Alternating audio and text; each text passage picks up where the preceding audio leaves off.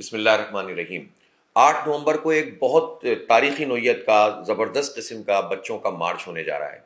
پوری دنیا میں اس وقت جو بھی باضمیر آدمی ہیں وہ نکل کر کھڑا ہوا ہے۔ امریکہ، یورپ، عالم اسلام سب اسرائیل کی دہشت گردی کی مذمت کر رہے ہیں، اور اسرائیل نے جو دہشت گردی کی اس میں 10,000 کے قریب انسانوں کو اپنی بمباری سے شہید کر دیا ہے، اور ان میں سے 4,000 سے زائد بچے ہیں، چھوٹے چھوٹے بچے وہ شہید کر دیے گئے ہیں۔ ان بچوں کو جب دیکھتے ہیں تو ہماری آنکھوں سے آنسو رواں ہونے لگتے ہیں۔ لوگ پریشان ہوتے ہیں کہ کوئی ہے جو اس دہشت گردی سے اسرائیل کو روکے۔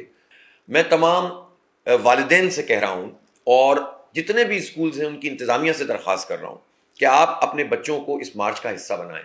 مسجد اقصیٰ سے اپنے تعلق کو جوڑیے، امت مسلمہ سے اپنی تعلق کو جوڑیے، انسانیت کے ساتھ اپنی وابستگی کو ہموار کیجیے۔ بچوں کو سکھائیے کہ دنیا ایک گلوبل ولیج ہے، اگر وہاں کل یہ سب کچھ ہو رہا ہے تو کل یہاں بھی یہ جو دہشت گرد ریاستیں ہیں یہ سب کچھ یہاں بھی کر سکتے ہیں۔ ہمیں اپنے غزہ کے بچوں کے ساتھ کھڑا ہونا چاہیے۔ ہمیں سمجھانا چاہیے اپنے بچوں کو کہ ہم سب ایک امت مسلمہ ہیں، اور ہمارا یہ فرض ہے کہ اگر جسم کے کسی حصے میں بھی تکلیف ہو تو سب کو اس پر ریئیکٹ کرنا چاہیے۔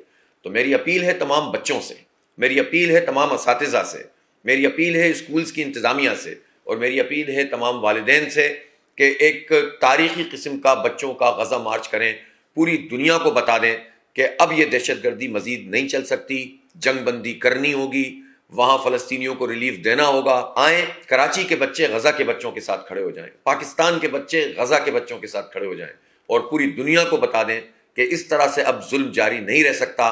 اب بچے بھی نکل کر کھڑے ہو گئے ہیں اور اپنی آواز بلند کر رہے ہیں۔